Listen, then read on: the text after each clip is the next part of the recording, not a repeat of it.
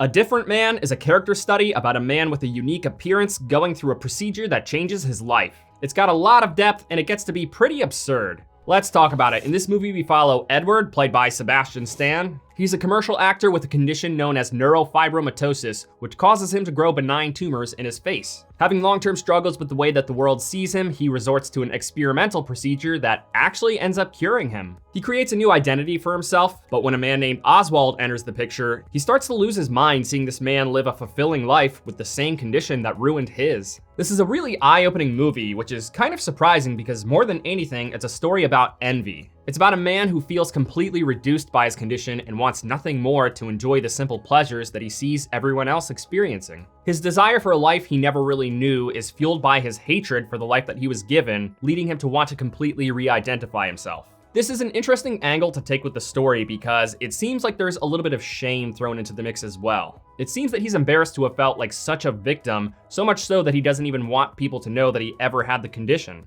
This speaks to his overall experience with it because he's clearly sick and tired of feeling like a victim. He feels that this made him a lesser man and he wants to be seen as much more than that. He wants a life where he's highly regarded, but the movie makes it clear that through and through, Edward has an inferiority complex that he just can't shake off. He initially felt inferior to the ordinary man, but when Oswald comes into his life, he ironically feels inferior to him. Just to clarify so that there's no mistake, Adam Pearson, the actor you currently see on screen, is not wearing prosthetics. He does actually have neurofibromatosis, and this role was written specifically for him. Despite the condition that he and Oswald have, he's a total charmer. He radiates with joy and charisma, alluring everyone around him. Edward is puzzled seeing him live a rich and fulfilling life, but when he starts to, from Edward's perspective, live a better life than him, it starts crawling deep underneath Edward's skin because he starts to feel like a lesser man than a guy that he thinks he should feel more successful than. The message behind Oswald's character is clear, that by going around with the perspective that life is what you make it,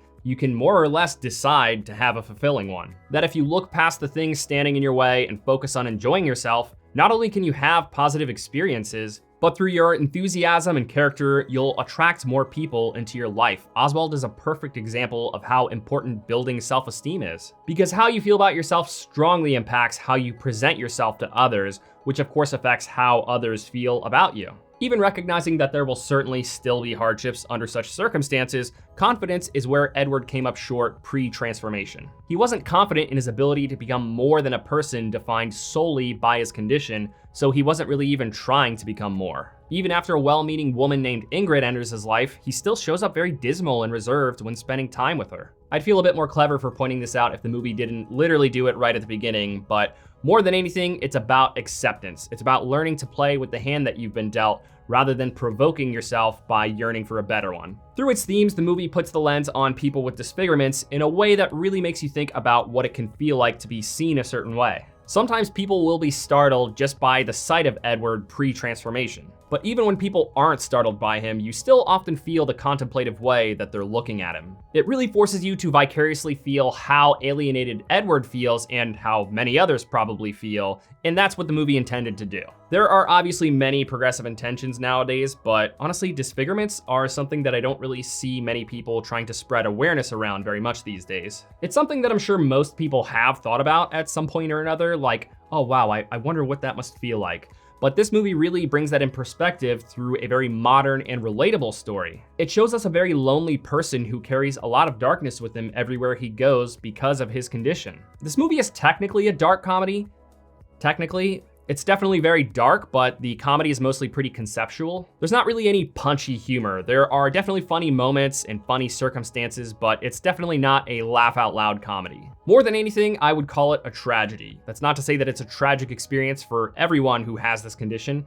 Case in point, Oswald. But it's tragic for our protagonist. Edward's experiences throughout the movie, to him, seem to feel like a sick joke is being pulled on him. If you're following him through this movie with empathy, you'll definitely feel his anguish throughout it, and that's what makes the movie feel so dark. Sebastian Stan is very good here. He expresses so many emotions through this character, everything from melancholy to serious to totally unhinged. He gives a very praiseworthy performance. Adam Pearson is also just so much fun. He really is the standout. It's only when he enters stage that the movie really just starts putting smiles on your face. I also think this is a great way to tell a story about his condition. It has a lot of commentary on what it can feel like to have it, but in a way that allows him to still come out feeling very joyful and optimistic. So being a character study, this movie will sometimes feel a little bit aimless. It has points where when you reach them, you might think, okay, but where is this going? It's also pretty minimalist with its production design across the board. It definitely has indie vibes, so if you're more of a spectacle film fan, the ambience might feel a little bit lacking here. If you pair that with the movie's occasional bits of stagnation,